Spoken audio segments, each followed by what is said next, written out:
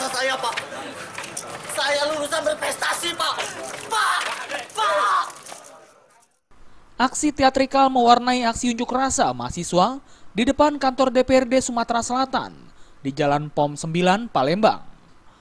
Dalam aksinya tersebut, tokoh pocong yang disimbolkan sebagai matinya pendidikan di negeri ini menjadi tanda aksi protes terhadap pelaksanaan SNMPTN yang baru diumumkan beberapa hari lalu.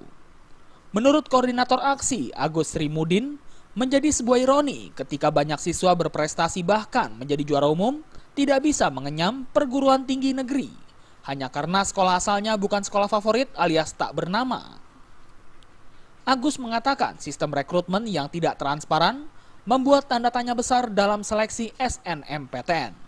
Salah satu contohnya adanya dugaan oknum sekolah mengkatrol nilai siswanya demi syarat lulus SNMPTN.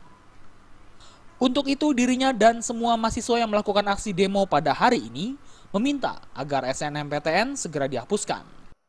Ada di suatu daerah ya di Sumatera Selatan, itu dia juara tryout se-Sumatera Selatan, juara umum, kemudian juga juara kelas, tetapi dia tidak dipanggil sebagai jalur undangan. Sementara ada satu sekolah, mungkin hampir 100% itu lulus semua. Masa semuanya berprestasi?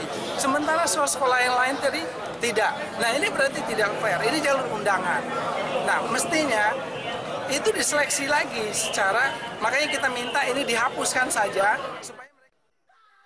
Sedangkan Ketua DPRD Sumatera Selatan, Giri Ramanda, Kiemas mengatakan, dirinya dan DPRD Sumatera Selatan akan meneliti laporan para mahasiswa ini. Jika terbukti ia berjanji akan membawa kasus ini ke ranah hukum.